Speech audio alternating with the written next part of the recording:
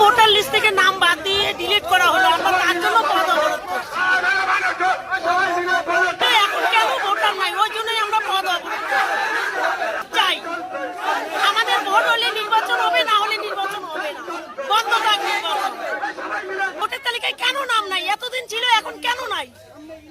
আমাদের ভোটের তালিকায় নাম চাই, তারপর ইলেকশন হবে, না তার আগে কোনো ইলেকশন হবে না।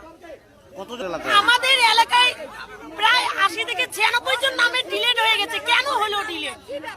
তবু আমাদের বেশিরভাগ মুসলিমদের হয়েছে। কেন হলো মুসলিমদের? আমাদের কি ডকুমেন্টের কারণে আপনারা ভোট ডিলেট করলেন? আমাদের জানার প্রয়োজন ছিল।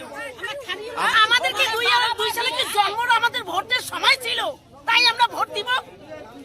আমার বাবা মা, আমার শ্বশুর শাশুড়ি সবাই আছে 2002 সালে ভোট, তাহলে আমাদের কেন নাই? আমাদের একবার করে হিয়ারিং নিয়েছে যখন বিএলওর, তখন বিএলওর জানার প্রয়োজন ছিল আমাদেরকে কি কারণে আমাদের হচ্ছে নামগুলো ডিলিট করলো।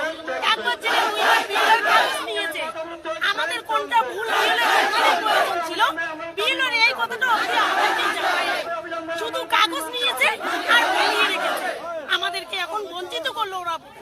কি নাম আপনার? আমার নাম আপিয়া বিবি।